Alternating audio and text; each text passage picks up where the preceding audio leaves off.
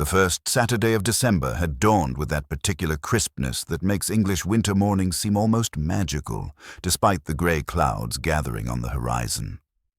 Snow had fallen lightly during the night, dusting the rooftops and hedgerows of St. Mary Mead with a delicate white powder that transformed the familiar village into something resembling a Christmas card.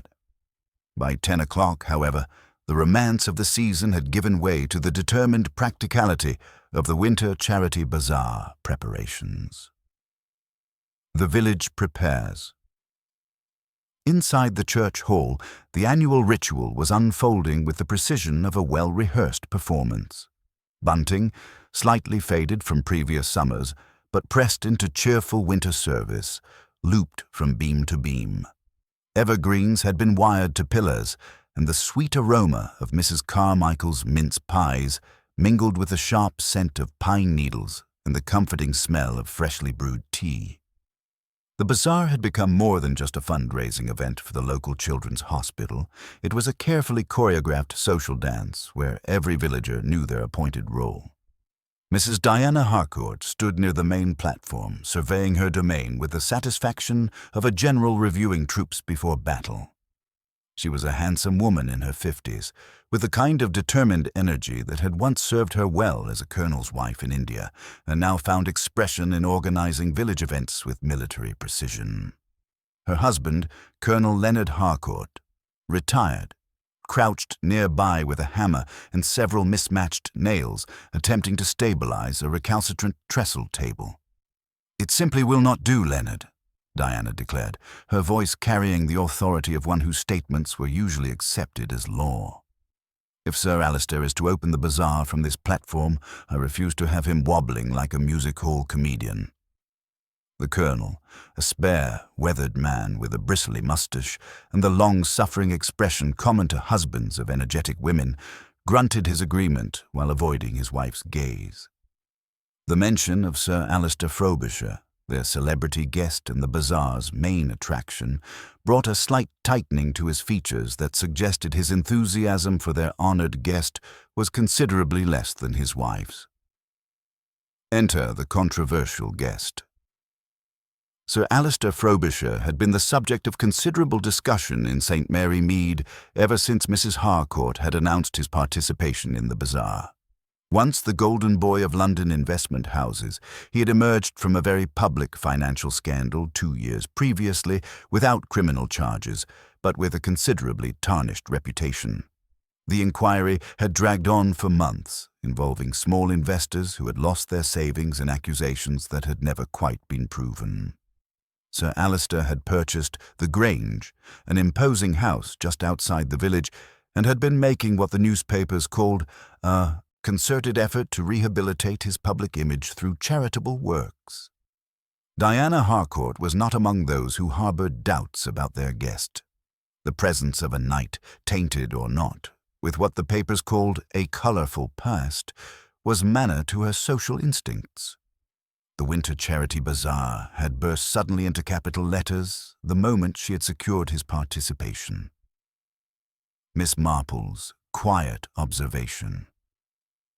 Near the window that looked out onto the lane, an elderly lady in a rather old-fashioned tweed coat and a small, neat hat with a cluster of faded violets sat quietly rolling bandages for the first aid stall.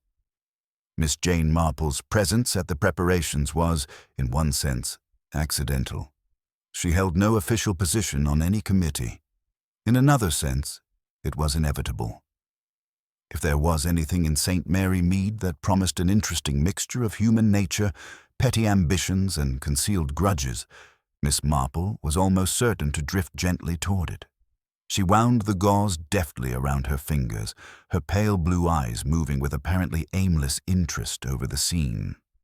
They rested for a moment on Mrs. Harcourt's bright, triumphant face, then on a well-dressed woman she didn't recognize who stood slightly apart from the main crowd. The stranger had auburn hair and an expensive coat that suggested she was not a regular resident of St. Mary Mead. There was something in her posture, a tension in her shoulders, a way of clutching her handbag that caught Miss Marple's attention. "Dear me," Miss Marple murmured under her breath, more to the bandages than to anyone in particular. Now that is very curious indeed. The arrival and the discovery. At precisely 11:30, Sir Alistair Frobisher made his entrance. He was a tall, well-built man in his early 50s, with the kind of presence that newspapers had once called commanding, before they had taken to preferring controversial. His hair, once boyishly fair, was now graying attractively at the temples, and he wore an impeccably cut dark overcoat that spoke of Savile Row tailoring. As he stood in the doorway taking in the scene, there was a brief, unguarded expression on his face. It might have been weariness, or perhaps distaste, that was gone so quickly only a very sharp observer would have noticed it. Sir Alistair, Diana Harcourt materialized at his side, her hand already outstretched in possessive welcome. How wonderful that you've come early to see us in our preparations. The pleasantries continued for several minutes, with Sir Alistair displaying the easy charm of a man well practiced in such encounters. Miss Marple noted the careful way he smiled, the practiced responses, the manner in which his eyes seemed to register faces without truly seeing them. She had observed this particular type of performance before, usually in people who had learned to navigate social situations where genuine feeling had become a luxury they could no longer afford. The peaceful morning was shattered at precisely 12:15 by young Tommy Drew, who burst through the hall doors with the wild-eyed expression of someone who had seen something that would haunt his dreams. The boy, perhaps 14 and usually tongue-tied in adult company, stood gasping in the doorway, his face white as the snow outside. "Mrs. Harcourt," he managed to gasp, "there's been, in the lane by the vicarage, Sir Alistair's motor car." Sir Alistair stepped forward sharply. "What about my car, boy? Speak up." Tommy swallowed hard, his eyes darting around the now silent hall where every conversation had ceased and every face had turned toward him. "There's a man in it, sir," he said, his voice barely above a whisper. "In the driver's seat. And he's dead, sir. Stone dead." The immediate aftermath. The silence that followed Tommy's announcement was profound and terrible. It was the kind of silence that falls when the ordinary world suddenly reveals itself to contain something extraordinary and frightening. Then, as if a dam had burst, sound flooded back, exclamations, questions, the scraping of chairs as people rose to their feet. Sir Alistair's face had gone very white, but his voice remained steady. "Dead? Are you certain, boy? Perhaps he's merely—" "No, sir," Tommy interrupted, finding his voice now that the worst was said. "He's dead right enough. Been there a while, I'd say. And there's something else, sir." He paused, swallowing hard. "He's wearing your coat, Sir Alistair, the one with the fancy buttons. I seen you in it yesterday." Miss Marple set down her bandages with careful precision, her mild blue eyes taking in the scene with suddenly sharpened attention. The winter charity bazaar, which had begun as nothing more than a pleasant village tradition, had just become something entirely different. It had become the scene of what was almost certainly a murder, and one that appeared to implicate their guest of honor in the most damning possible way. As the crowd began to move toward the doors, eager to see this terrible discovery for themselves, Miss Marple remained seated for just a moment longer. Her gaze moved thoughtfully from Sir Alistair's shocked face to the auburn-haired stranger, who had gone very still and pale, to the various villagers whose expressions revealed a mixture of horror, excitement, and something that might have been satisfaction. "How very interesting," she murmured to herself, reaching for her knitting bag. "How very interesting indeed." The peaceful village morning had ended, and something much darker had begun. The lane between the church hall and the vicarage had never accommodated such a crowd.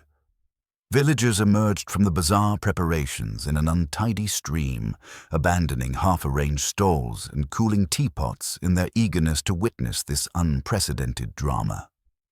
The December air, sharp with approaching snow, carried whispered speculation from group to group as St. Mary, Meade's residents gathered around Sir Alistair's distinctive motor car. The sleek black vehicle sat at an awkward angle beneath the bare elm branches, its usually pristine surface dulled by the morning's damp. Through the windscreen, the slumped figure was clearly visible. A thin, sharp-featured man in his 40s, wearing an unmistakably expensive overcoat with distinctive brass buttons that caught the weak winter light.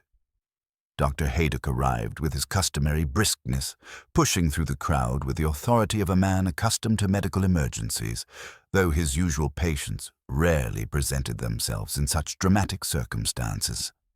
After a brief examination through the car window, he straightened with a grim expression that confirmed everyone's fears. "Dead several hours, I'd say," he announced quietly to Constable Piggott, though his words carried to the eager ears nearby. "No obvious signs of violence, but we'll need a proper examination to determine the cause." The constable, a well-meaning man whose experience with serious crime was limited to occasional poaching incidents, looked thoroughly out of his depth. "Right then, Doctor. I'll telephone for Inspector Slack immediately." As word of the death spread through the gathering, theories began to multiply with remarkable speed. Mrs. Carmichael, her usual cheerfulness replaced by morbid fascination, whispered to Mrs. Price Ridley, "Mark my words, it's connected to that financial scandal. These London business types, they make dangerous enemies." "Nonsense," declared Major Palgrave with the confidence of a man who had read every detective novel in the lending library. "It's obviously a case of mistaken identity. Someone meant to kill Sir Alistair and got the wrong man. Look at that coat. Anyone could mistake one for the other from a distance." This theory gained immediate traction among several villagers, who found the idea of an assassination attempt thrillingly dramatic. Mr. Weatherby, the retired solicitor, nodded sagely. Quite possible. These financial circles breed deep resentments. A disgruntled investor, perhaps, seeking revenge. Diana Harcourt positioned herself protectively near Sir Alistair, her earlier social triumph now transformed into fierce loyalty. "This is clearly some sort of dreadful plot to implicate Sir Alistair," she declared with characteristic authority. "Someone has deliberately used his motorcar and his clothing to cast suspicion upon him. It's perfectly obvious to anyone with sense."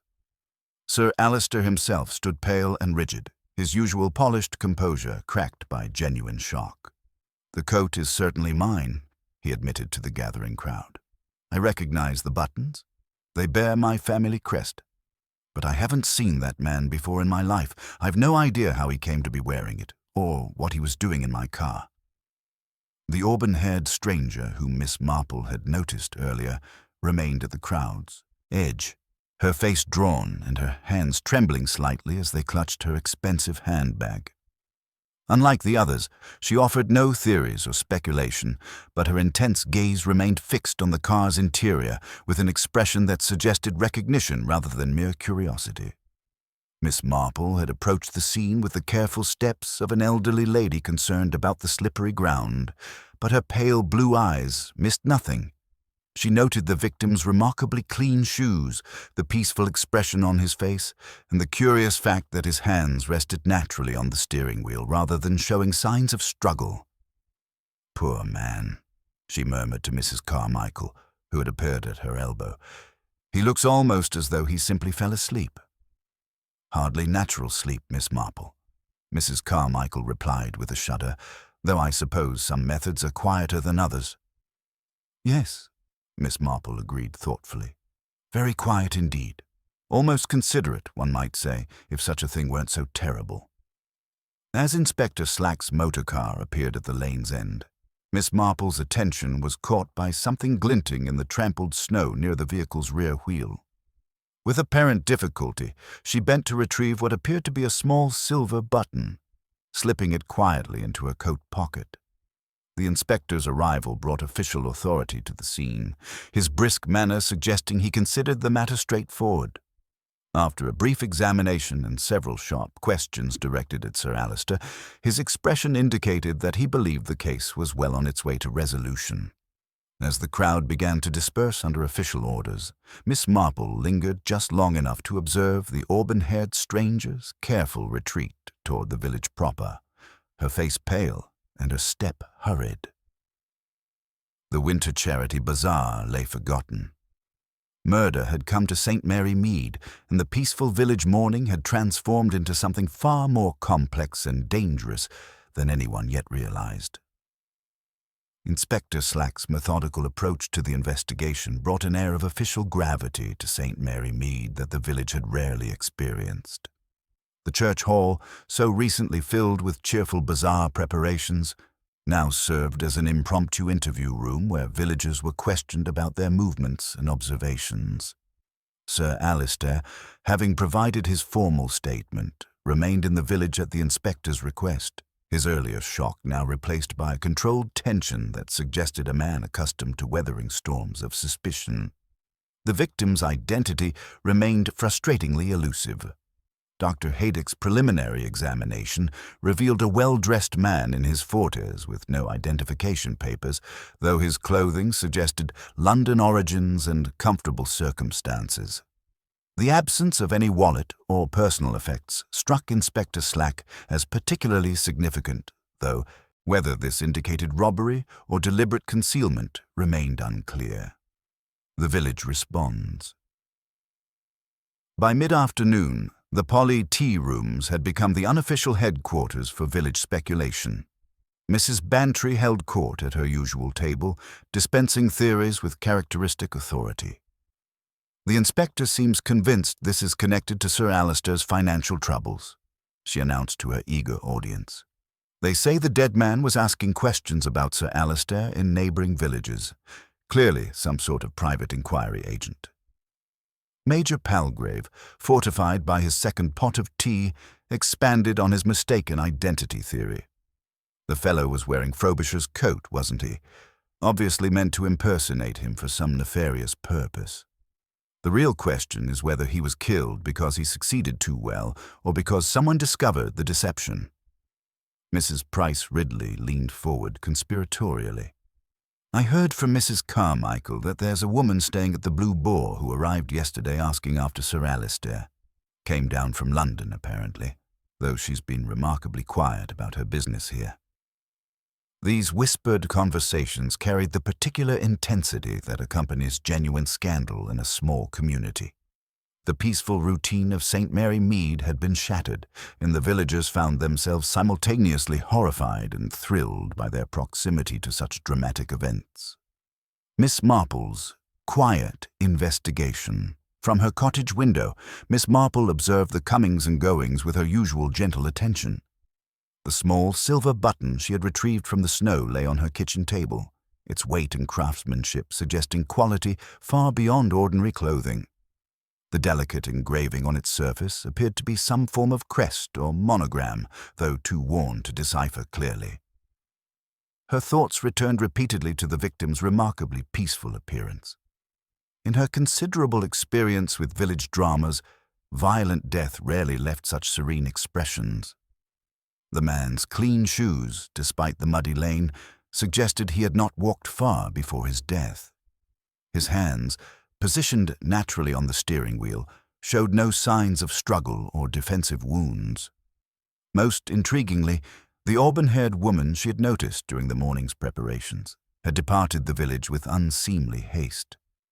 Miss Marple had observed her hurried walk toward the station, a small valise clutched tightly and her elegant coat pulled close against the December chill.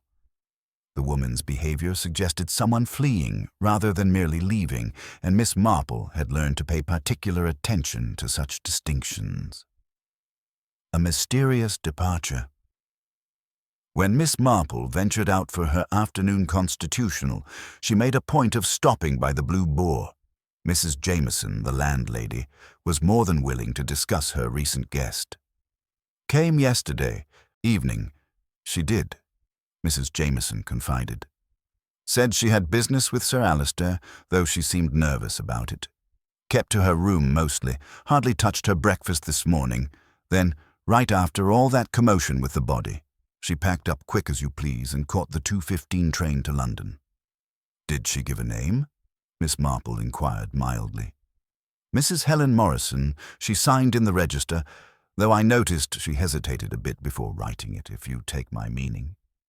Miss Marple did indeed take her meaning. A woman using a name she was unaccustomed to, arriving to conduct mysterious business with Sir Alister, then fleeing immediately after a murder involving his property. These circumstances formed a pattern that demanded careful consideration. As evening approached and the village settled into an uneasy quiet, Miss Marple returned to her cottage with much to contemplate. The silver button, the peaceful victim, the hasty departure, each element suggested layers of deception that the official investigation had yet to uncover. Inspector Slack's second day of investigation brought the satisfaction of concrete progress, though his increasingly confident demeanor suggested conclusions being drawn rather than mysteries being unraveled. The post-mortem examination had confirmed Dr. Haydick's suspicions. The victim had died from digitalis poisoning, a method both subtle and deadly that explained the peaceful expression which had puzzled so many observers. The formal identification, confirmed through fingerprints and dental records, revealed the deceased to be Mr. Edwin Copley, aged 43, a chartered accountant from the London firm of Copley, Manson and Reed. This revelation sent fresh ripples of excitement through St. Mary Mead, as the connection to Sir Alister's financial scandal became immediately apparent to anyone who had followed the newspapers 2 years previously. The interview at the vicarage. Inspector Slack had commandeered the vicarage drawing room for his official interviews, and Sir Alister faced him across the polished table with the controlled composure of a man accustomed to weathering storms of suspicion. Colonel and Mrs. Harcourt sat nearby, Diana's protective indignation barely contained, while Leonard maintained his characteristic worried silence. "Mr. Copley was instrumental in the audit that led to your public difficulties," Inspector Slack stated without preamble. "His testimony painted a rather unflattering picture of your business practices, did it not?" Sir Alister's jaw tightened almost imperceptibly. "Copley was thorough in his work, Inspector. His firm was hired to examine our books, and he found certain irregularities in our investment procedures. I have never disputed the accuracy of his findings."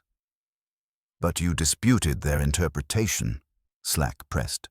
"The inquiry transcripts show you felt his testimony was unnecessarily damaging, that he could have presented the same facts in a less prejudicial manner." "Perhaps," Sir Alister admitted, "but that hardly constitutes a motive for murder. Copley was doing his job, nothing more." Diana Harcourt could contain herself no longer. "Inspector, this is precisely what I mean about the deliberate nature of this crime. Someone who knew of that past connection has used it to cast suspicion upon Sir Alister. Why else would they use his coat and car so obviously?" Inspector Slack's expression suggested he found Mrs. Harcourt's loyalty touching but irrelevant. "The question, madam, is who else would have known of this connection and had access to Sir Alister's property? The coat was taken from his house, the car from outside the vicarage.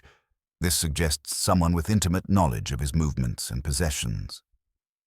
"Or someone who had been watching the house," Colonel Harcourt interjected quietly. "The Grange isn't exactly isolated. Anyone could observe the household routines. Village opinion crystallizes. By afternoon, the revelation of Copley's identity had transformed village speculation from idle curiosity to serious debate. At the Polly tea rooms, Mrs. Bantry held court with characteristic authority, her usual circle gathered around her table like disciples receiving wisdom. "The motive is perfectly clear," she declared, stirring her tea with decisive strokes. "Copley's testimony ruined Sir Alister's reputation and cost him a fortune. When the man appeared in St. Mary Mead, undoubtedly to cause further trouble, Sir Alister decided to silence him permanently." Major Palgrave, fortified by his second pot of tea and several seed cakes, remained unconvinced. "Too obvious by half," he declared.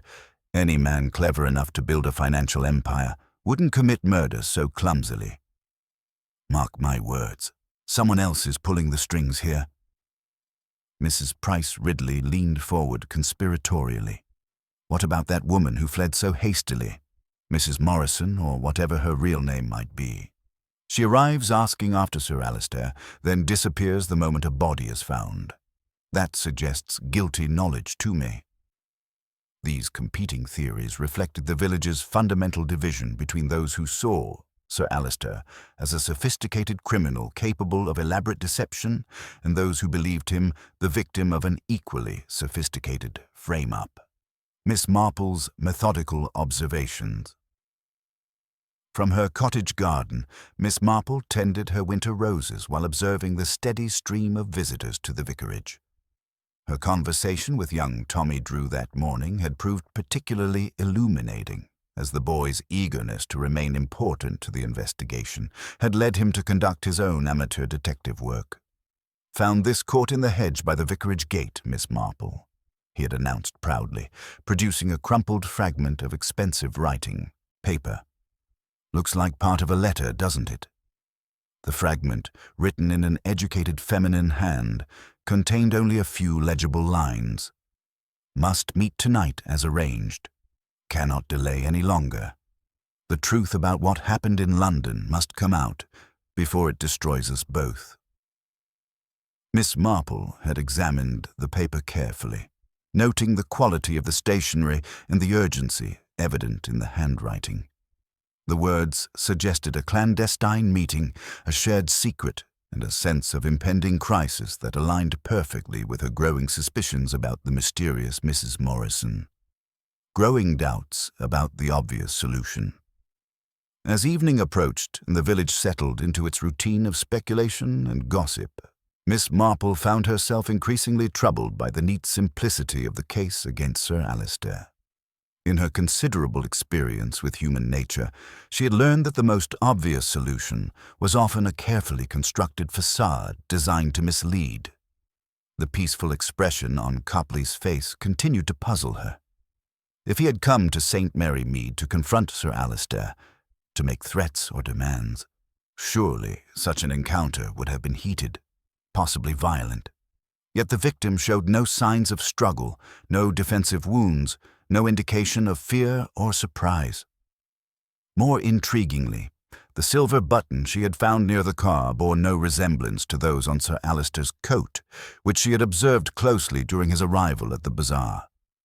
Its presence suggested another person had been at the scene, someone whose clothing had been damaged during whatever had transpired in that quiet lane. The timing also troubled her. Copley had died between 9 and 11 in the morning, yet Sir Alistair had been visible to dozens of villagers throughout that period, helping with bazaar preparations. While poison could certainly be administered earlier and take time to work, the logistics of the crime seemed unnecessarily complex for a man with simpler options available. As she settled by her fireside with her knitting, Miss Marple reflected on the fragment of letter and its implications. Someone had arranged to meet someone else to reveal dangerous truths about events in London.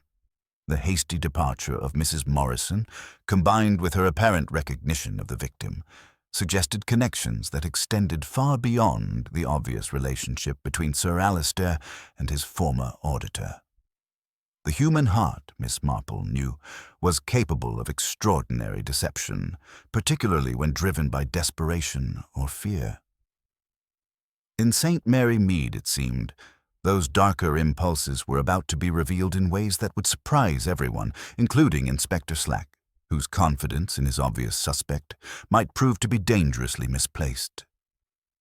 The third morning after Edwin Copley's death found Inspector Slack radiating the quiet satisfaction of a man whose investigation was proceeding exactly as anticipated. His methodical interviews had yielded a clear picture of motive and opportunity, and he was prepared to present his case with characteristic confidence. The victim's identity as the accountant whose testimony had damaged Sir Alistair's reputation provided an obvious motive, while the use of Sir Alistair's coat and motor car suggested both access and deliberate intent to implicate. "The pattern is becoming quite clear, Miss Marple," Inspector Slack announced during his courtesy visit to her cottage that afternoon. His tone carried the patronizing respect of a professional acknowledging a local curiosity. "We've traced Copley's movements from London. He'd been asking questions about Sir Alistair and neighbouring villages, clearly building some sort of case against him." Miss Marple poured tea with careful attention, her pale blue eyes betraying nothing of her own growing skepticism. How very thorough of him, and did he perhaps indicate his specific concerns? "More than indicated," Slack replied with satisfaction. "We've identified the mysterious Mrs. Morrison who fled so hastily. She's Helen Copley, the victim's estranged wife, living separately in London these past 2 years. The landlord at the Blue Boar confirmed she'd been planning this visit for weeks, initially inquiring about Christmas accommodation under her real name." This revelation struck Miss Marple as particularly significant, though she merely nodded with apparent mild interest. A woman planning a visit weeks in advance, then arriving under false pretenses, suggested careful preparation rather than impulsive action. The evidence accumulates. Inspector Slack's confidence was bolstered by forensic discoveries that seemed to support his theory. The laboratory confirms gradual digitalis poisoning. Traces found in Copley's London residence suggest someone had been administering small doses over several weeks. The final, fatal dose was given here in St. Mary Mead, probably in something he drank willingly. Yet even as the official investigation gained momentum, contradictory details emerged through the village's efficient gossip network. Dr. Haydock, conducting his own examination of the crime scene, had discovered troubling inconsistencies that Inspector Slack seemed inclined to overlook. The car seat was adjusted for someone considerably taller than Copley, he confided to Miss Marple during their chance encounter near the vicarage. The man's feet couldn't have reached the pedals comfortably. Someone else drove that motor car to its final position, then arranged the body afterward. This observation aligned perfectly with Miss Marple's own growing doubts about the obvious solution. During her afternoon constitutional, she had made a point of visiting young Jenny Merton, whose position as housemaid at the Grange provided invaluable insights into Sir Alistair's household routines. There was quite the row too, evenings before the murder, Jenny confided eagerly. A woman with auburn hair, arguing fierce with Sir Alistair in the library. She left in a terrible state, but came back early the next morning. I saw her from the kitchen window just after dawn. Miss Marple's methodical observations. The silver button Miss Marple had retrieved from the snow continued to puzzle her. Under careful examination, its engraving revealed a stylized bird with outstretched wings, distinctly different from the Frobisher family crest that adorned Sir Alistair's legitimate clothing. This suggested another person had been present at the scene, someone whose garment had been damaged during whatever transpired in that quiet lane. Her visit to the Grange, ostensibly to deliver homemade marmalade, proved equally illuminating. Jennings, the valet, received her with nervous courtesy, his manner suggesting a household under considerable strain. When Miss Marple admired the coat hanging in the hall, identical in style to the one found on Copley's body, Jennings quickly explained that Sir Alistair owned multiple similar garments. "The missing coat was of finer cloth, madam," he insisted. "This is an older garment, though of the same pattern." Miss Marple accepted this explanation with apparent satisfaction, though her sharp eyes had noted the subtle differences in button design and fabric quality. The coat on Copley had been deliberately selected to implicate Sir Alistair, but the perpetrator's knowledge of his wardrobe suggested intimate familiarity with the household. The pattern emerges. As evening shadows lengthened across her cottage garden, Miss Marple contemplated the emerging pattern of deception. Helen Copley had arrived in St. Mary Mead weeks before her husband, planning something that required false identity and clandestine meetings. Her argument with Sir Alistair suggested shared knowledge of dangerous secrets, while her hasty departure indicated guilty foreknowledge of Edwin's fate. The fragment of letter found by Tommy Drew, with its urgent references to revelations about London events, suggested a planned confrontation that had gone tragically wrong. but whether Helen was victim or perpetrator remained unclear. The peaceful expression on Edwin Copley's face continued to trouble Miss Marple most of all. In her considerable experience with human nature, such serenity suggested trust rather than fear, acceptance rather than struggle. Someone had administered that final dose of digitalis to a man who suspected nothing, perhaps even welcomed it.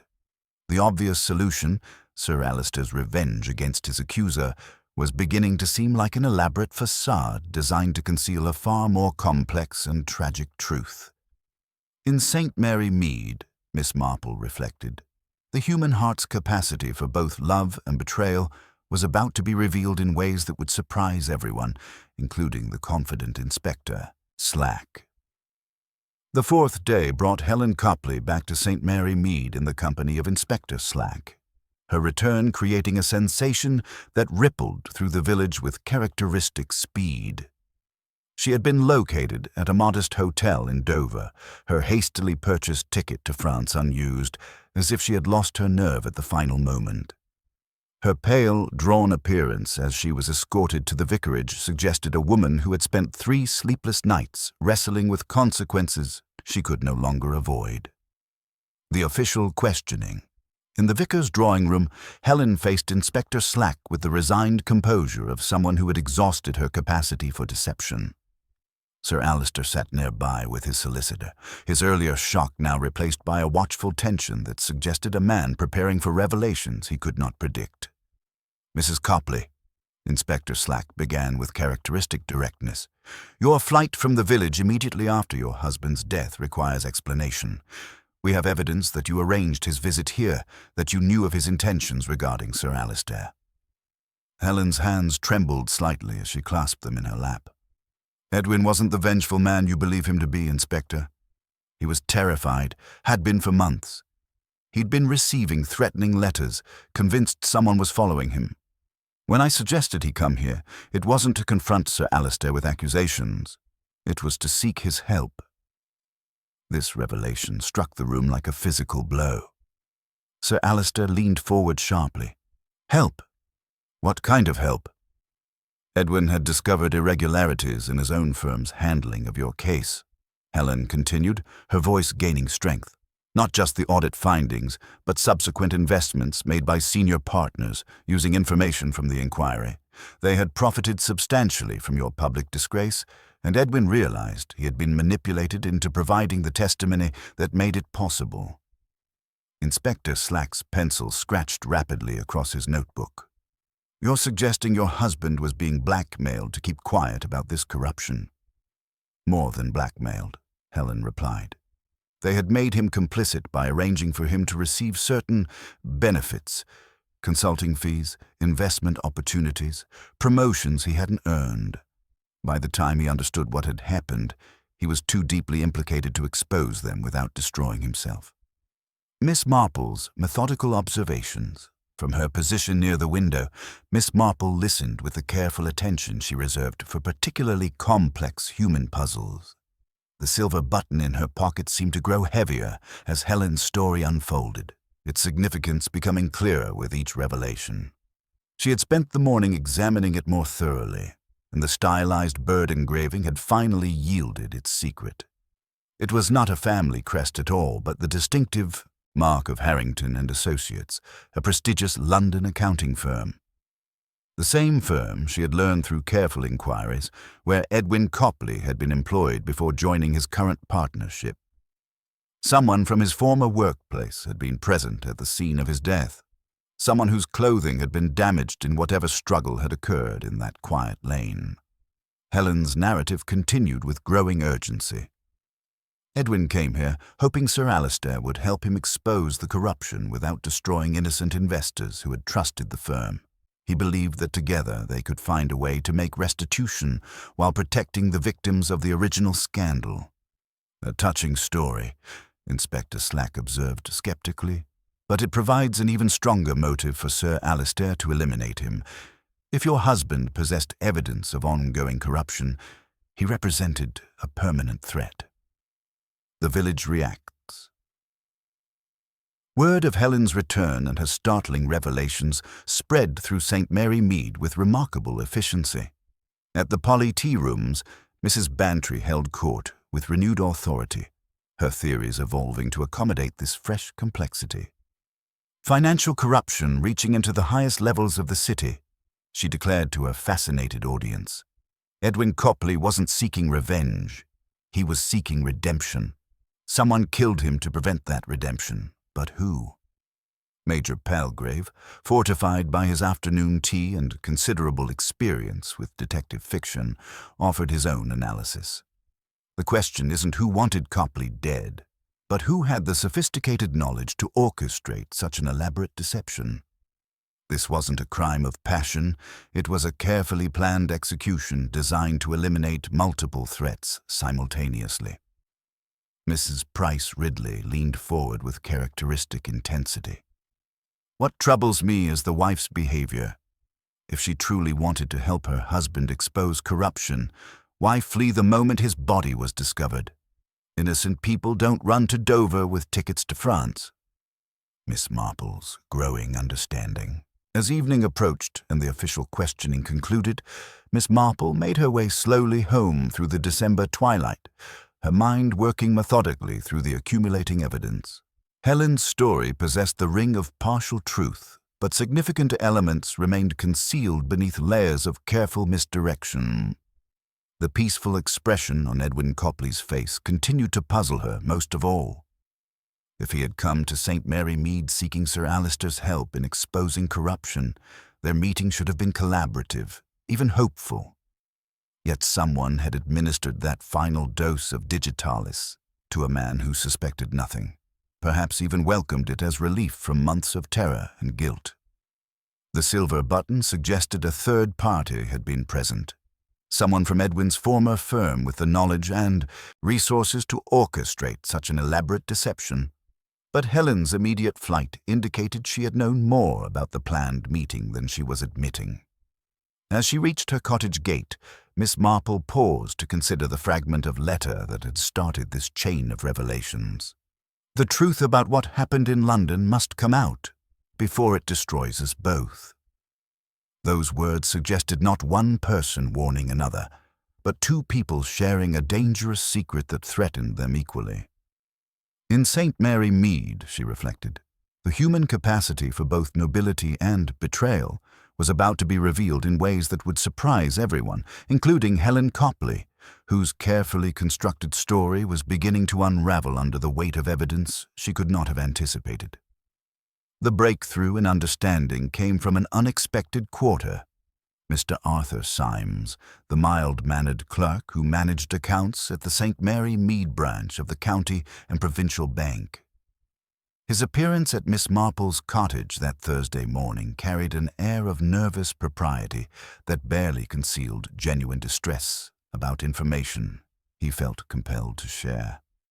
Financial revelations. "I do hope I'm not overstepping, Miss Marple," he began, clutching his hat with trembling fingers. "But with all this dreadful business, I felt someone sensible should know about the banking arrangements. Someone who might understand their significance." Miss Marple set aside her knitting with gentle encouragement. Financial matters often reveal more about human nature than people realize. "Mr. Symes, please do sit down and tell me what's troubling you." The story that emerged painted Sir Alister's actions in an entirely different light. 2 weeks before Edwin Copley's death, Sir Alister had transferred a substantial sum from his personal account. Not for his own benefit, but to establish a joint account in the names of Edwin and Helen Copley at their London bank. The instructions had been explicit and unusual. The funds were designated to correct a past injustice inflicted upon innocent parties. Most irregular phrasing for a financial transfer, Mr. Symes confided, but Sir Alister was quite insistent about the wording. He said it was important that the purpose be clearly documented. This revelation cast the entire investigation in a new perspective. Rather than seeking revenge against his former auditor, Sir Alister had been attempting to provide Edwin with the means to make restitution for whatever financial irregularities had been discovered. The timing suggested that Edwin's visit to St. Mary Mead had been successful, at least initially. The complete message, Jenny Merton's afternoon visit, brought another crucial piece of evidence. While tidying Sir Alister's study, she had discovered a second fragment of writing paper that perfectly matched the piece Tommy Drew had found in the hedge. When Miss Des Marple placed them together on her kitchen table, the complete message emerged with startling clarity. "I must meet tonight as arranged. I cannot delay any longer. The truth about what happened in London must come out before it destroys us both. You must bring the evidence, Edwin. Without it, we have no hope of convincing Sir Alister to help us make proper restitution to those who suffered." The letter's tone suggested not confrontation, but collaboration between Edwin and Helene Copley. Yet someone had ensured that their planned meeting with Sir Alister would never take place.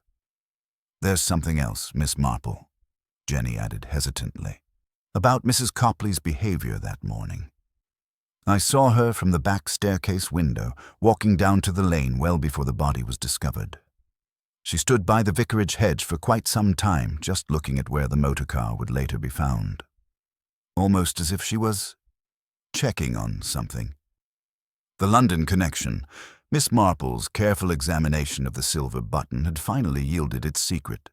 The stylized bird engraving was not a family crest, but the corporate logo of Harrington and Associates, a prestigious London accounting firm known for its aggressive business practices.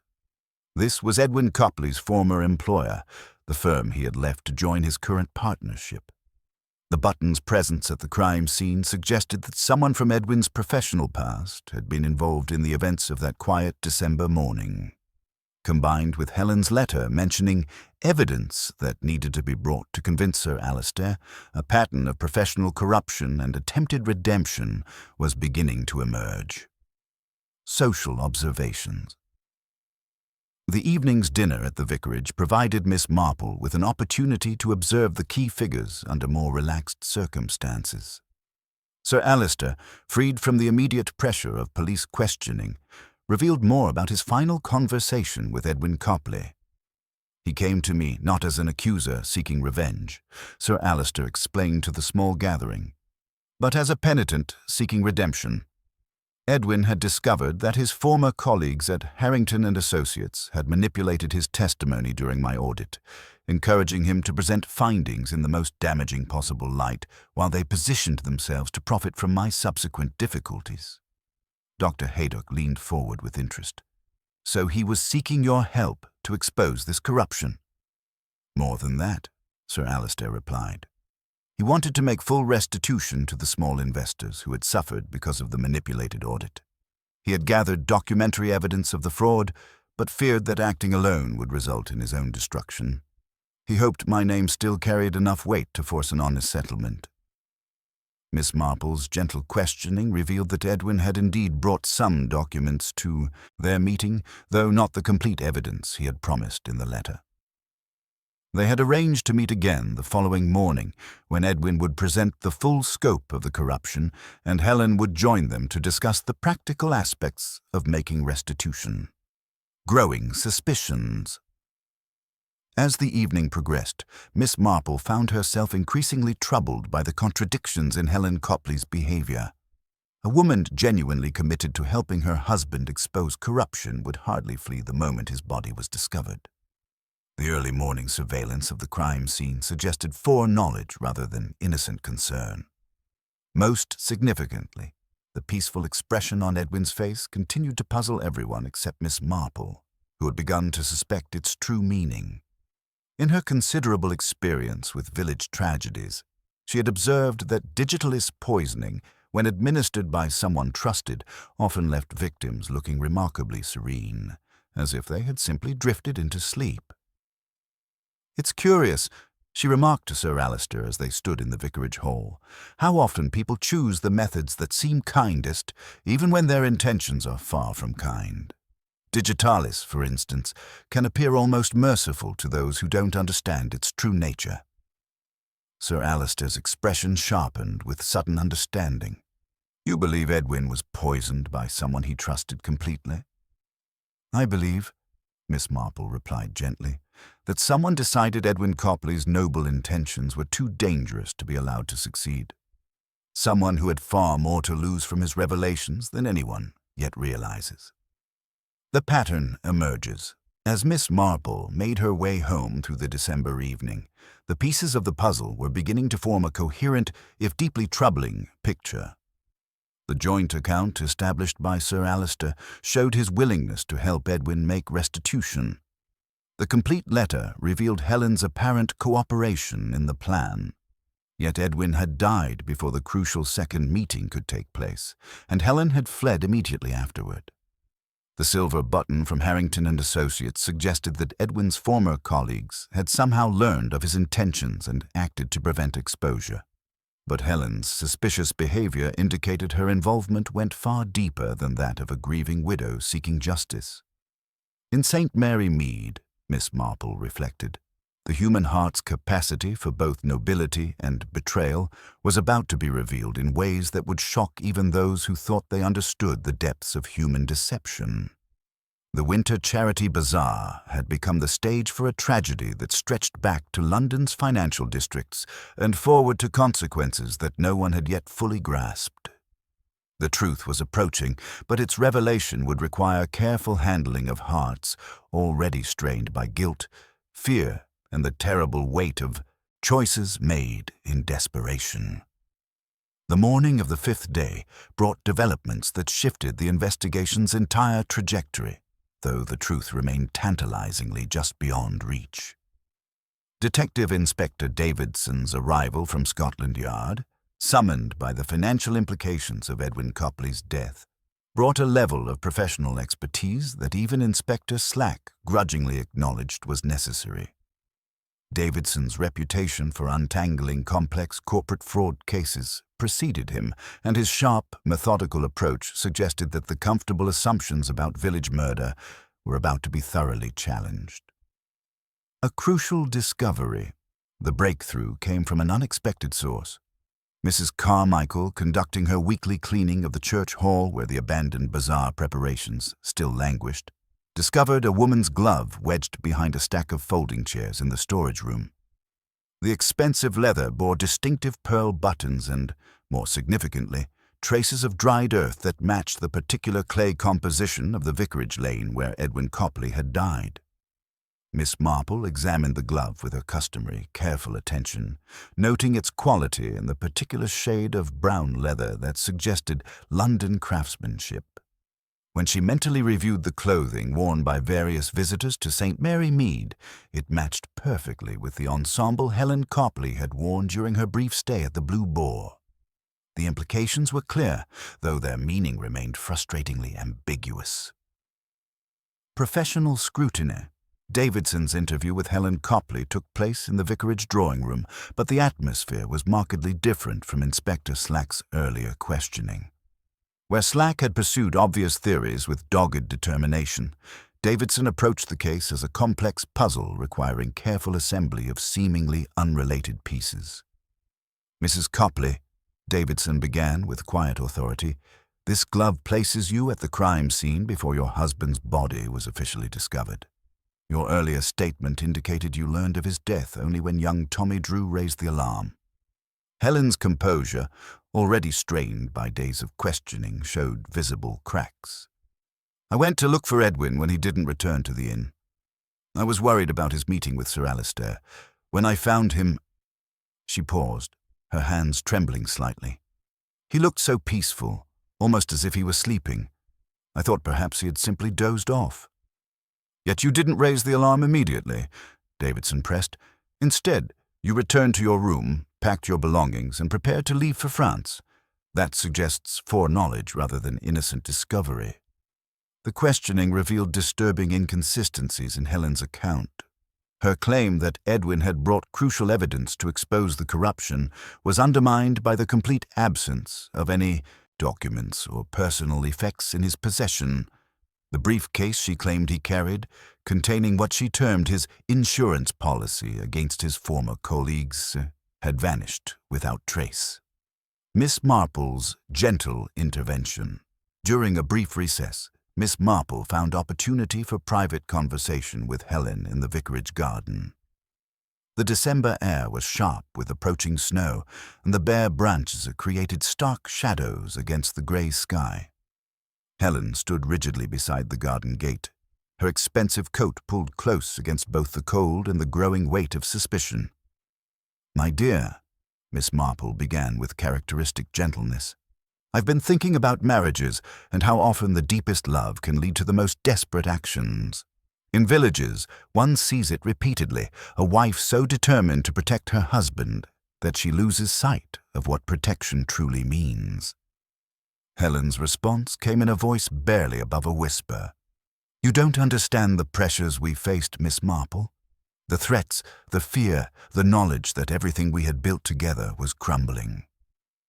"I think I understand more than you might suppose," Miss Marple replied softly. "I understand, for instance, that digitalis can be made to seem almost merciful when administered by someone trusted. No struggle, no violence, just a peaceful drift into sleep. And I understand that sometimes people convince themselves that such mercy is actually kindness." The silence that followed was profound and terrible. Helen neither confirmed nor denied the implication, but her sudden pallor and the way she gripped the garden gate suggested words that struck dangerously close to truth. The missing evidence. Davidson's investigation had uncovered a crucial detail that cast Helen's story in an entirely different light. Edwin Copley's London bank records showed he had withdrawn a substantial sum in cash 3 days before his death, money that had not been found among his possessions. More significantly, his office safe had been emptied of documents relating to the Harrington and Associates investigation, yet Helen claimed he had brought this evidence to St. Mary Mead. "The question, Mrs. Copley," Davidson stated with quiet intensity, "is what became of your husband's briefcase and its contents? If he truly came here to expose corruption, where is the evidence that would have made such exposure possible?" Helen's answer revealed the depth of her desperation. Edwin was terrified that the documents would be stolen or destroyed before he could present them properly. He hid them somewhere safe, planning to retrieve them only when Sir Alister was ready to act on the information. Yet when pressed for details about this hiding place, Helen's responses became increasingly vague and contradictory. Her claim that Edwin had confided his plans to her was undermined by her obvious uncertainty about crucial details. Mounting pressure. As the day progressed, the accumulated weight of evidence and inconsistencies began to create an almost unbearable tension. The silver button from Harrington and Associates, the glove placing Helen at the scene, the missing documents, and her attempted flight to France formed a pattern that suggested guilt, though the exact nature of that guilt remained unclear. Sir Alister, observing these developments with growing concern, finally spoke what others had been thinking. "Inspector Davidson, it seems increasingly clear that Mrs. Copley knows far more about her husband's death than she has admitted. The question is whether she was victim or perpetrator in whatever scheme led to his demise." Helen's response was a broken whisper that carried the weight of unbearable secrets. "You think you understand, but you know nothing of the choices we faced. Nothing of what it means to watch everything you love being systematically destroyed by people with more power and fewer scruples than you could ever imagine. The approaching revelation." As evening shadows lengthened across St. Mary Mead, Miss Marple reflected on the accumulating evidence with growing certainty about the truth behind Edwin Copley's death. The peaceful expression that had puzzled so many observers, the missing evidence that should have supported his noble intentions, and Helen's increasingly desperate attempts to maintain her carefully constructed story, all pointed toward a conclusion that would surprise everyone, including those who believed they already understood the depths of human desperation. The silver button remained in her cottage, a tangible link to events in London that had set this tragedy in motion. Tomorrow would bring the final confrontation, the moment when all the carefully hidden truths would be forced into the light. In St. Mary Mead, Miss Marple knew, the human capacity for both love and betrayal was about to be revealed in its most complex and heart-breaking form. The winter charity bazaar had become the stage for a tragedy that stretched far beyond simple murder into the darker territories of sacrifice, manipulation, and the terrible prices people pay when they believe they have no choices left. The final confrontation came on a gray December morning when Detective Inspector Davidson assembled all parties in the vicarage drawing room with the quiet authority of a man who had reached his conclusions. The atmosphere carried that peculiar tension which precedes the revelation of long-hidden truths, and Miss Marple, seated unobtrusively near the window with her knitting, observed each face with the careful attention of someone who understood that the human heart's deepest secrets were about to be exposed. The gentle interrogation. "We have reached," Davidson began with measured precision, "a point where the physical evidence tells us a great deal, but the human motivations remain obscured by layers of well-intentioned deception." He gestured toward the items arranged on the table before him. The silver button, Helen's glove, the fragments of the letter, and a small glass vial that had not been present in earlier sessions. Helen Copley sat rigid in her chair, her face pale but composed, while Sir Alister maintained his watchful silence. The tension in the room was palpable, yet Miss Marple's gentle voice cut through it with characteristic diffidence. "If I might venture an observation," she said, her pale blue eyes moving thoughtfully from face to face, "I have been considering the nature of mercy and how often what appears to be the kindest act can spring from the most desperate circumstances.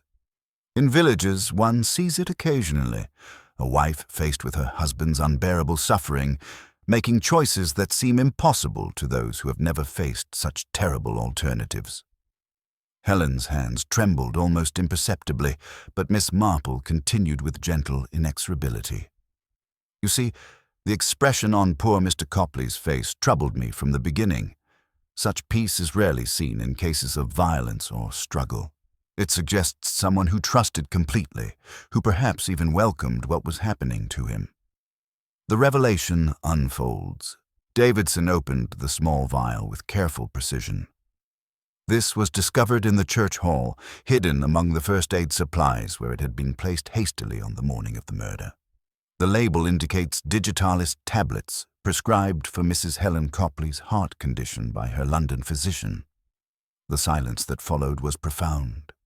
Helen's composure finally began to crack, tears gathering in her eyes as she stared at the evidence of her desperate act. "The tragedy," Miss Marple continued softly, "began with genuine love and the most noble of intentions. Edwin truly did come to St. Mary Mead seeking Sir Alister's help in exposing the corruption at Harrington and Associates. But Helen, you discovered something that changed everything, didn't you, my dear?" Helen's voice, when it came, was barely above a whisper. James Harrington had been watching Edwin for months. He knew about the evidence, knew about our plans. The night before Edwin was to meet Sir Alister, I received a telephone call. Harrington told me exactly what would happen. Edwin would be discredited, possibly charged with theft of company documents, and any hope of restitution would be destroyed. He said Edwin's heart condition made him particularly vulnerable to the stress of a prolonged legal battle. The terrible choice. Miss Marple nodded with infinite compassion. "So you were faced with an impossible decision. You could allow your husband to proceed with his noble mission, knowing it would likely kill him through stress and legal persecution, or you could spare him that suffering in the only way available to you. Edwin's doctor had warned us," Helen continued, her voice breaking. "His heart was already severely damaged by months of guilt and fear. The digitalis was prescribed for episodes of irregular heartbeat, but the doctor had been very specific about the dangers of overdose. When I realized what Harrington intended to do to Edwin, I knew my husband would never survive the battle that was coming." Sir Alister leaned forward, his face filled with horrified understanding. "You killed him to save him?" "I gave him peace," Helen replied, tears streaming down her face. "That morning, when he came to meet me before his appointment with you, he looked so tired, so defeated. He knew somehow that his mission was doomed, that the evidence he had worked so hard to gather would be turned against him. When I offered him his morning tea, the way I had done every day for 20 years of marriage, he smiled at me with such trust, such love. He never suspected. The complete truth. Davidson's quiet questioning revealed the full scope of Helen's desperate plan. She had arranged to meet Edwin early that morning, ostensibly to discuss final details of his presentation to Sir Alistair. The tea she prepared contained a carefully calculated dose of digitalis, enough to ensure a peaceful death that would appear natural given his heart condition.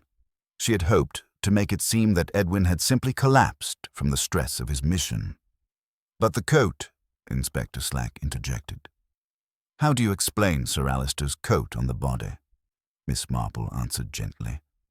"Helen took it from the Grange the previous evening during the social gathering.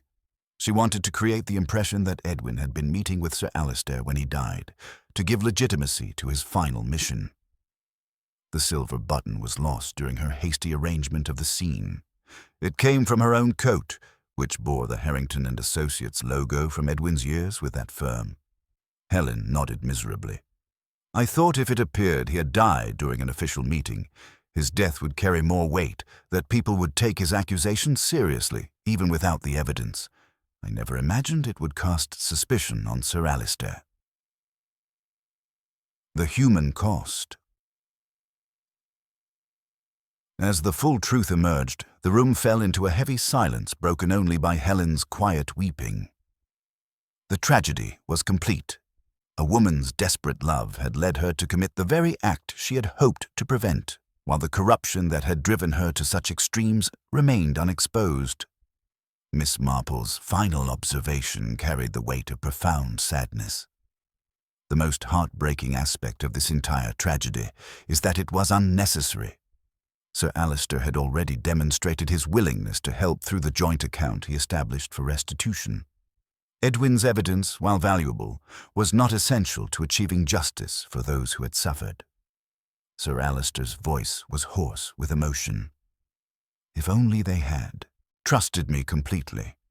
If only Helen had known that I would have protected Edwin, fought alongside him regardless of the personal cost. But fear, Miss Marple replied gently, makes such trust difficult. When we see those we love threatened, we sometimes make choices that seem impossible to others. Helen believed she was giving Edwin the only peace he would ever find. The aftermath. As Davidson prepared to make the necessary arrests, Helen faced her fate with a dignity born of exhaustion and relief. The terrible burden of her secret was finally lifted, though the cost had been everything she held dear. "I don't regret sparing him the suffering that was coming," she said quietly. "But I will regret forever that my love was not strong enough to find another way." Miss Marple gathered her knitting with hands that trembled slightly, her mild blue eyes reflecting the deep sadness that comes from witnessing the full complexity of human nature. The winter charity bazaar had become the stage for a tragedy that demonstrated both the nobility and the terrible destructive power of desperate love. In St. Mary Mead, the peaceful village morning had revealed truths about the human heart that would linger long after the official investigation concluded. Sometimes, Miss Marple reflected, the greatest crimes spring not from hatred or greed, but from love pushed beyond the boundaries of reason by circumstances too terrible to bear. The weeks following Helen Copley's confession brought to St. Mary Mead a peculiar mixture of relief and melancholy that seemed to settle over the village like the December snow now falling in earnest. The winter charity bazaar, so hastily abandoned in the wake of tragedy, remained a collection of half-assembled stalls and drooping bunting that served as a constant reminder of how quickly ordinary life could be transformed by extraordinary circumstances. The weight of justice. Detective Inspector Davidson handled the formal proceedings with the careful attention that such a complex case demanded. Helen's confession, delivered with quiet dignity in the presence of her solicitor, revealed the full scope of her desperate calculations and the terrible love that had driven her to murder. The legal system, with its necessary categories and definitions, struggled to encompass the moral complexity of a woman who had killed her husband to save him from what she perceived as a fate worse than death. Her solicitor, a compassionate man with considerable experience in cases involving domestic tragedy, spoke quietly of diminished responsibility and the psychological pressures that had led to such desperate measures. The charges, when formally read, seemed inadequate to capture the agonizing choice between allowing Edwin to face destruction at the hands of corrupt colleagues or granting him what Helen believed to be merciful release from unbearable circumstances. Helen faced her fate with a resignation born of exhaustion and relief. The terrible burden of her secret was finally lifted, though the cost had been everything she held dear. She was eventually committed to a secure institution where, the doctors declared, her mind might find some measure of peace after the prolonged emotional strain that had led to her breakdown. Sir Alistair's mission. Sir Alistair, cleared of all suspicion but bearing the weight of what might have been prevented, made immediate arrangements to honor Edwin's original intentions. The joint account he had established would be used not only to compensate the small investors who had suffered from the manipulated audit, but to fund a comprehensive investigation into the corruption at Harrington and Associates that had set this tragedy in motion. "I owe it to Edwin," he explained to Miss Marple during one of his visits to her cottage, his voice carrying the weight of genuine commitment. "And to Helen. Their sacrifice cannot be in vain." The evidence Edwin gathered, combined with what we now know about the firm's manipulation of his testimony, provides a foundation for real justice. His considerable influence in London financial circles, once used for personal gain, was now directed toward exposing the systematic corruption that had destroyed the Copleys' lives. The irony was not lost on observers that Edwin's death had ultimately achieved the exposure of wrongdoing that his life had failed to accomplish. The village grapples with truth.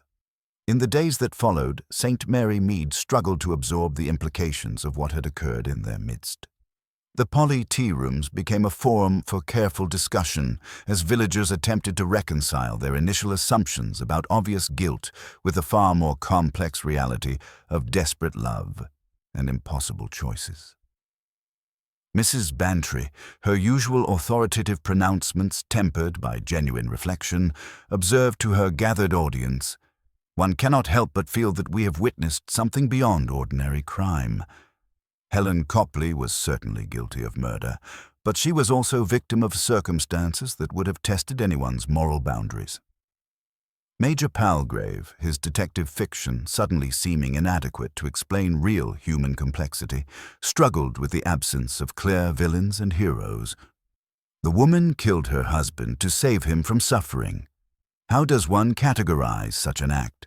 It defies the comfortable distinctions between good and evil that we prefer to maintain. Mrs. Price Ridley, ever practical in her assessments, focused on the systemic failures that had created such desperate circumstances. The real criminals are those London financiers who manipulated Edwin Copley's testimony for their own profit. They created the conditions that drove a loving wife to believe murder was mercy. Miss Marple's quiet wisdom. From her cottage window, Miss Marple observed the village's gradual processing of these events with her characteristic gentle attention. The silver button that had provided the crucial clue lay on her mantelpiece, a small reminder of how the smallest details could illuminate the largest truths about human nature.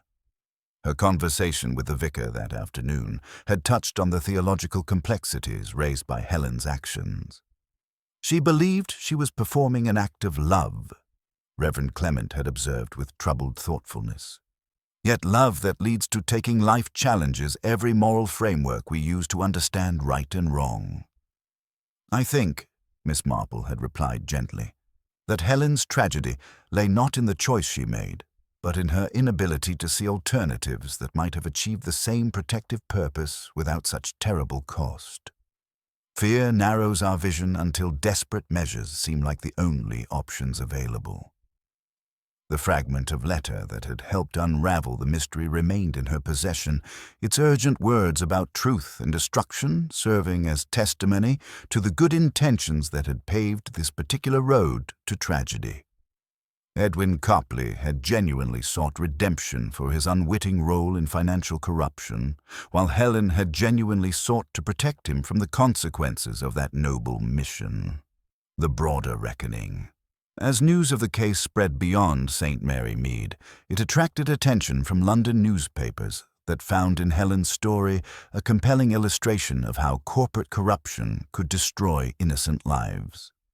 The exposure of Harrington and Associates' manipulation of audit testimony led to official investigations that vindicated Edwin's concerns and resulted in substantial penalties for the firm's senior partners. Inspector Davidson's methodical pursuit of the financial crimes parallel to the murder case ensured that some measure of justice was achieved for the systematic corruption that had created the conditions for tragedy. Several senior partners at Harrington and Associates found themselves subject to criminal charges, while the firm's reputation suffered irreparable damage from the revelations about their unethical practices.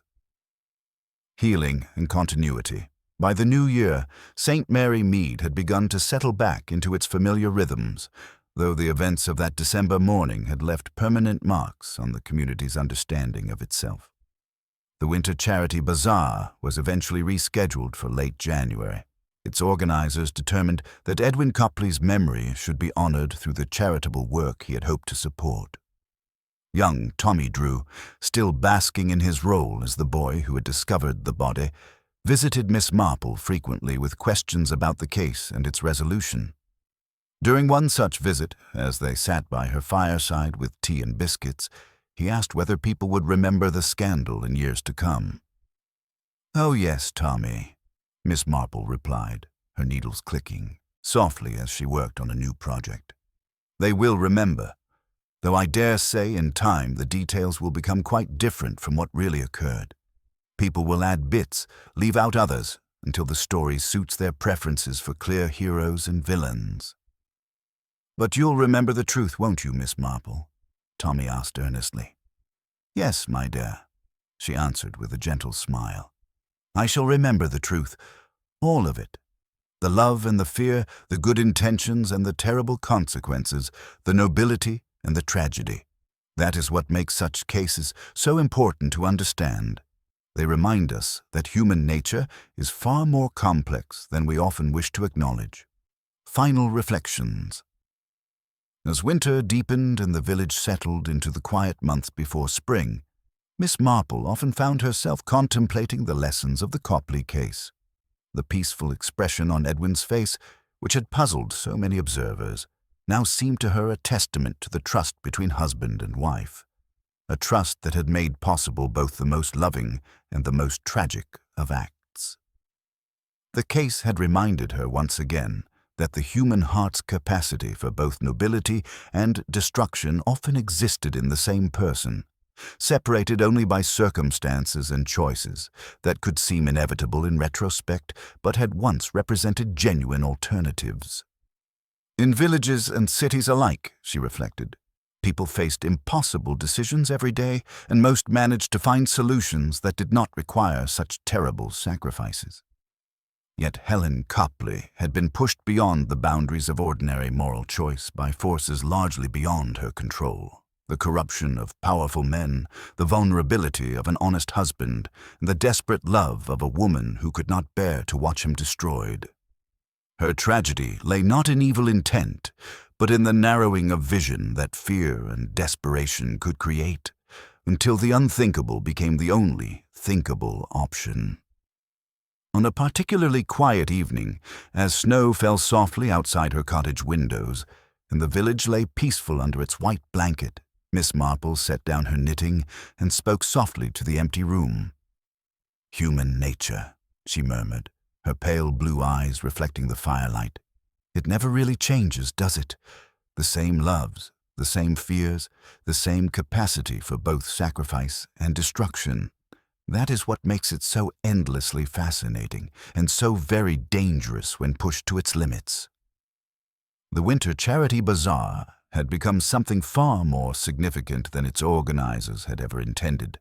A stage for the full drama of human complexity, where love and fear, guilt and redemption, justice and mercy had played out their eternal dance.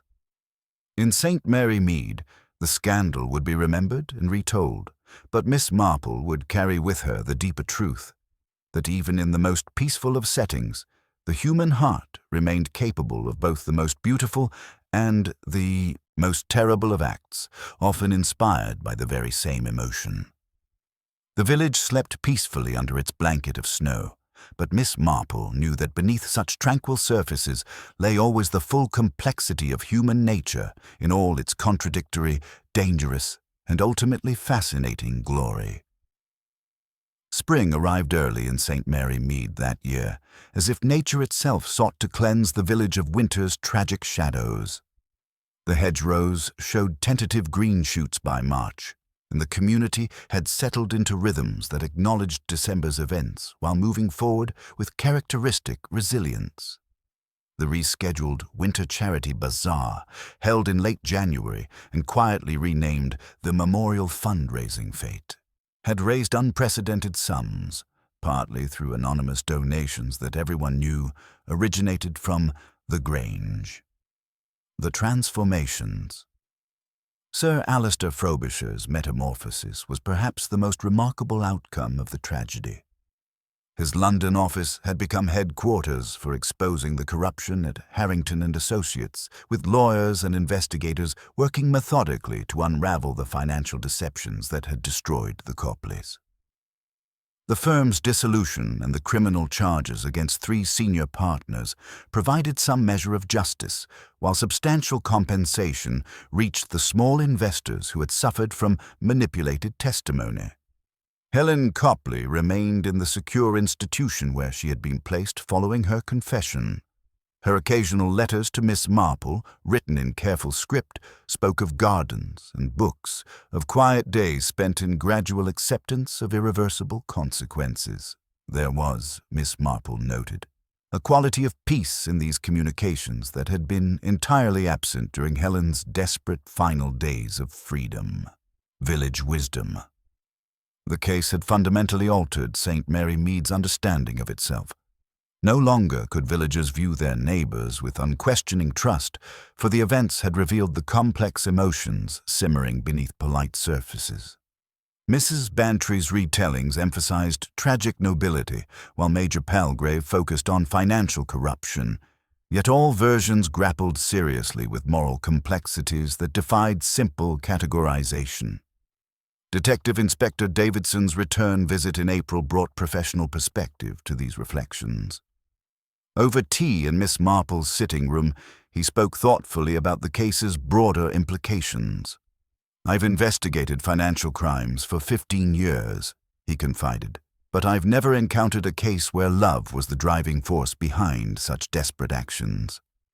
Miss Marple nodded with gentle understanding. Love can be the most dangerous emotion, precisely because it seems so noble. When people believe they are acting from love, they can justify almost anything to themselves. Generational understanding. Young Tommy Drew's visits to Miss Marple's cottage had become less frequent as school term resumed, but occasionally he still appeared with questions that revealed his struggle to comprehend adult complexities. "Do you think Mrs. Copley was more bad than good?" he asked one afternoon as they worked in her garden. Miss Marple straightened carefully from her rosebush before answering. "I think, Tommy, that she was a very ordinary woman, placed in circumstances quite beyond her strength. Had she lived all her life in a village like ours, she might have been remembered as a devoted wife who made excellent jam. It was only when power, money, and fear became entangled around her that she lost her way." "But she killed him," Tommy persisted, troubled. "Yes, my dear," Miss Marple said gently. "That is the tragedy. She killed him because she loved him and could see no other way to save him. Real wickedness is rarely so anxious to justify itself." Lasting reflections. As evening shadows lengthened across her cottage garden, Miss Marple often contemplated the silver button that still rested on her mantelpiece, a small reminder that even the smallest details could illuminate the largest truths about human nature. The case had demonstrated how ordinary people, faced with impossible circumstances, could make choices that seemed unthinkable to those who had never confronted such desperate alternatives. Edwin Copley's peaceful expression, which had puzzled so many observers, remained for her a profound symbol of trust betrayed by love itself. His death had ultimately achieved the exposure of corruption that his life had failed to accomplish, though at a cost that made victory taste of ashes. Quiet continuity.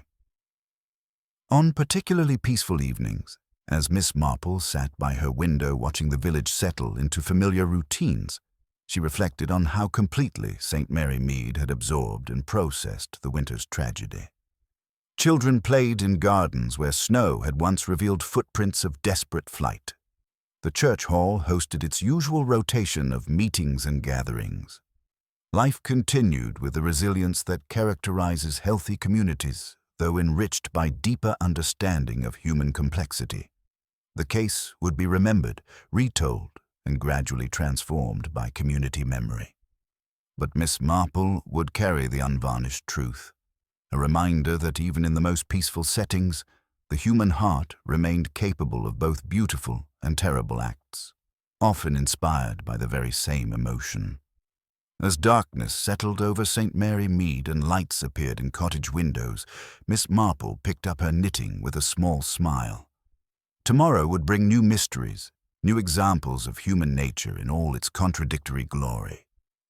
The village slept peacefully, but beneath such tranquil surfaces lay always the full complexity of human behavior, dangerous, fascinating, and endlessly worthy of careful observation by those wise enough to understand that appearances rarely told the complete story. The first anniversary of Edwin Copley's death passed quietly in St. Mary Mead, marked by a simple memorial service that Sir Alistair arranged at the village church. December had returned with its familiar bite, but this year the grey morning carried a different quality. Not the sharp shock of discovery, but the gentle melancholy of remembrance. The modest congregation understood they were commemorating not merely a death, but the complex human tragedy that had unfolded in their peaceful midst. The village transformed. Spring's earlier arrival had brought more than seasonal renewal to St. Mary Mead. The church hall, once the scene of abandoned bazaar preparations and police interrogations, now hosted its usual rotation of meetings and social gatherings. Yet something fundamental had shifted in the village's understanding of itself. The comfortable assumptions about neighbors and their simple motivations had been replaced by a deeper awareness of the passionate depths that could lurk beneath the most ordinary exteriors. Mrs. Bantry's pronouncements at the Polly tea rooms, while still authoritative, now carried thoughtful pauses that acknowledged complexity. Major Palgrave's detective fiction theories had evolved into respectful recognition that real human behavior defied comfortable categories.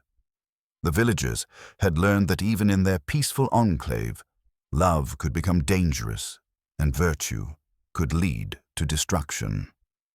Sir Alistair's redemption. The legal proceedings against Harrington and Associates had concluded with substantial victories that vindicated Edwin's noble intentions. Sir Alistair's relentless pursuit of justice, funded by his considerable resources and driven by profound guilt, had resulted in criminal convictions and civil penalties that provided meaningful compensation to the small investors who had suffered from manipulated testimony. The firm's dissolution became a testament to Edwin's integrity and Sir Alistair's commitment to making amends.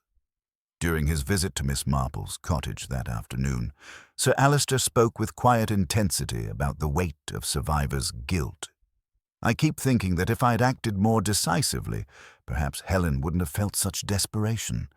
Perhaps she would have trusted that we could protect Edwin." Miss Marple poured tea with careful attention.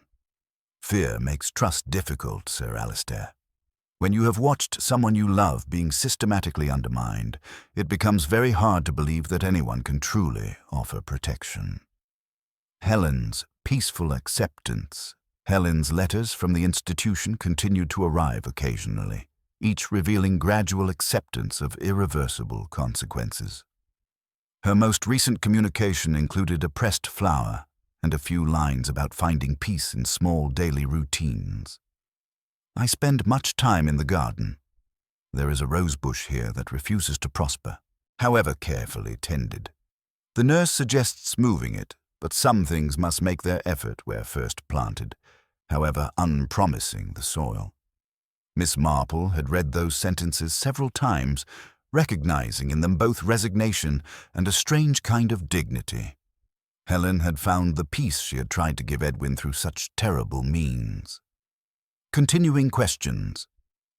Young Tommy Drew, now considerably more thoughtful, still visited with questions that revealed his ongoing struggle to understand adult complexities. She thought she was being kind, didn't she, Miss Marple? But kindness that kills someone can't really be kindness. Miss Marple considered this carefully. Helen convinced herself she was being kind because watching Edwin be destroyed seemed unbearably cruel. But you are quite right. True kindness would have found another way. The tragedy is that fear can make us blind to alternatives that might have existed. The eternal mystery. As evening shadows lengthened across her cottage garden, Miss Marple reflected on the enduring lessons of the case. The silver button still rested on her mantelpiece, a small reminder that the smallest details could illuminate the largest truths about human behavior. The peaceful expression on Edwin's face had ultimately revealed the most heartbreaking aspect, that he had trusted completely in his wife's love, never suspecting this same love would lead her to end his life. Final wisdom. She picked up her knitting as darkness settled over St. Mary Mead. The case would be remembered and retold, though details would inevitably transform through community memory. Some would emphasize the tragic love story, others the financial corruption. But Miss Marple would remember the complete truth, the complexity of human nature when pushed beyond its limits, the dangerous territories where love and fear intersected. Tomorrow would bring new examples of human behavior in all its bewildering variety. There would be other mysteries to unravel, other demonstrations of how noble intentions could lead to tragic consequences. The Winter Charity Bazaar had become something far more significant than its organizers intended, a stage for the eternal drama of human complexity. In St. Mary Mead, as everywhere, the human story continued with all its capacity for both salvation and destruction, forever providing material for those wise enough to observe with patience and judge with compassion.